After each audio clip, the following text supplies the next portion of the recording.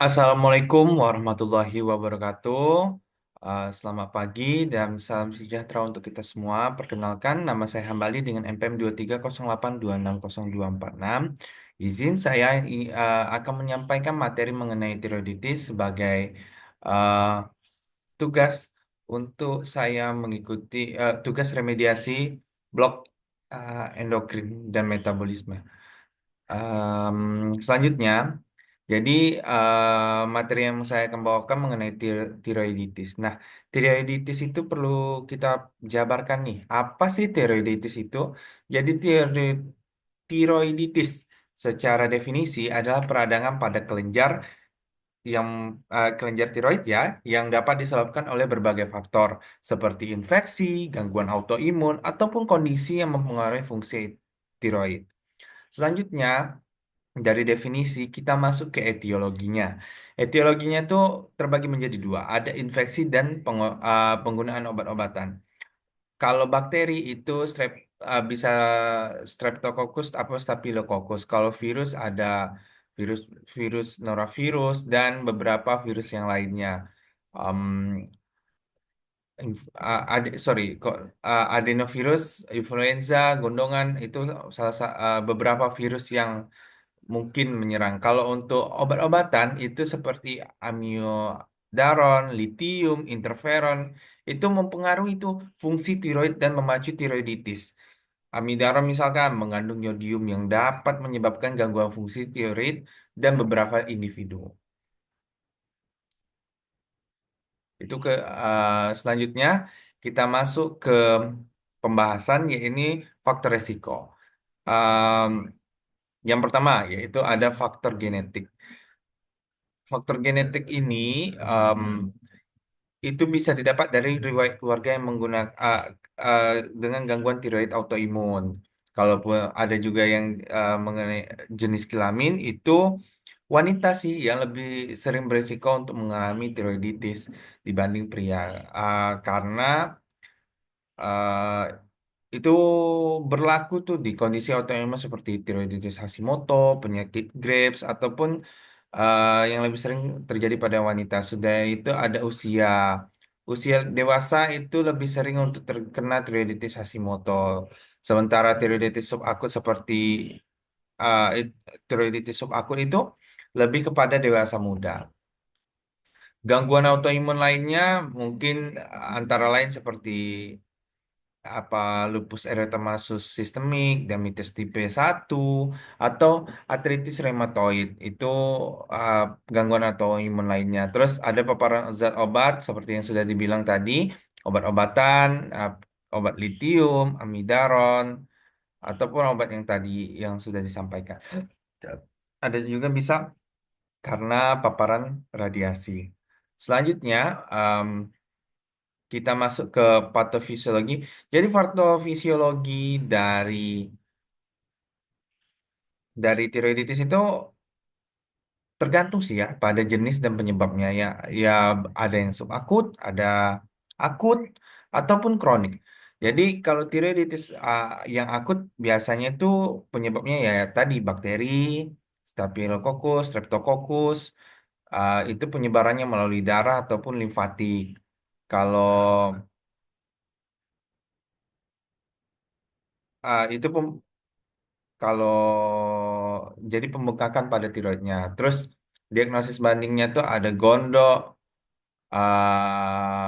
gondonodular yaitu tiroid nodular, Graves' disease, kanker tiroid, tiroiditis riddle, laringitis ataupun faringitis. Nah, pemeriksaan penunjangnya apa sih dan apa yang kita dapati? Kalau di pemeriksaan penunjang, yang pertama tuh tes darah lengkap. Tes darah lengkap itu berguna banget untuk untuk em, kita mendeteksi nih ada infeksi ataupun peradangan sistemik yang berhubungan dengan tiroiditis. Kalaupun pemeriksaan inflamasi kayak C-reaktif protein atau LED itu biasanya untuk menilai seberapa sih tingkat peradangan di dalam tubuh. Ya, jadi kalau di tiroiditis kemungkinan bakal ada mendapatkan hasil itu karena itu CRP atau LED itu meningkat. Kalau untuk kalau kita curigai tiroiditis, selanjutnya tes fungsi tiroid. Nah, ini tesnya tuh mencakup tuh hormon tiroid seperti T3, T4 dan juga TSH. Penting untuk menilai apakah fungsi tiroid itu normal, meningkat bisa dibilang hipertiroidisme ataupun menurun hipotiroid. Yang selanjutnya yaitu farmako. Kalau farmako terbagi dua, itu tiroksin sintetik yaitu levotiroxin. Tiroksin sintetik ini opsi terapeutik untuk hipotiroidisme primer di jaringan perifer. T4 mengalami proses deiodinasi menjadi tironin yang merupakan bentuk aktif dari hormon tiroid. Kemudian T3 formulasi yaitu Leukotrienin adalah isomer levotirosi dari T3 yang 2,5 hingga 3 kali lebih poten dibandingkan levotiroksin. Onset efek yang cepat, durasi kerja yang pendek, itu menyebabkan leukotrienin untuk terapi pengganti tiroid jangka panjang jarang dilakukan. Selanjutnya, tadi kita sempat terlewat, yakni diagnosis sih. Diagnosisnya itu ada anamnesis dan pemeriksaan fisik. Kalau tiroiditis akut itu uh, pasien pasti mengeluhkan demam, menggigil, nyeri leher, suara serak. Kalau misalkan subakut biasanya sudah terlokalisasi di anterior leher dan menjalar hingga ke telinga ataupun rahang. Ada subfebris. Kalau tiroiditis kronik itu biasanya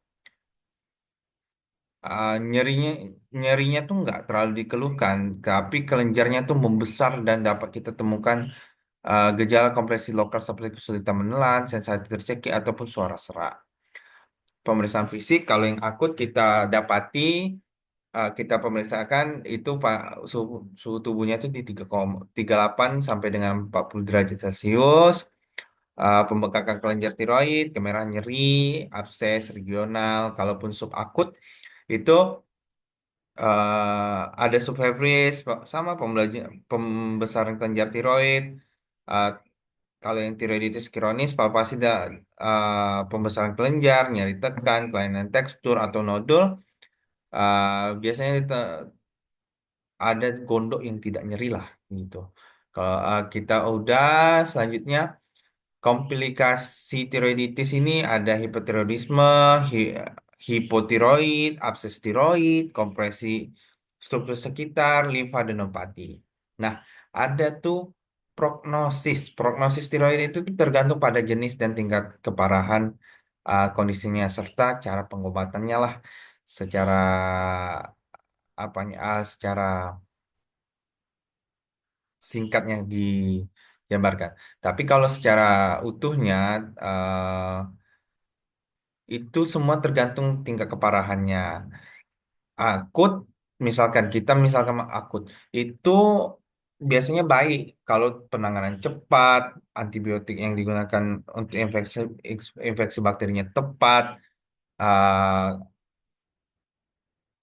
dan penyebarannya itu uh, segera diobati gitu. Yang terakhir untuk pencegahan dan edukasi ya kurangi makan makanan makan makanan seperti yang sudah tertera di sini. Seperti apa? Kedelai, makanan seperti susu, gula ataupun apa namanya? Tepung ya. Nah, untuk selanjutnya inilah yang saya gunakan referensinya. Terima kasih. Itu saja dari saya. Saya akhiri. Assalamualaikum warahmatullahi wabarakatuh.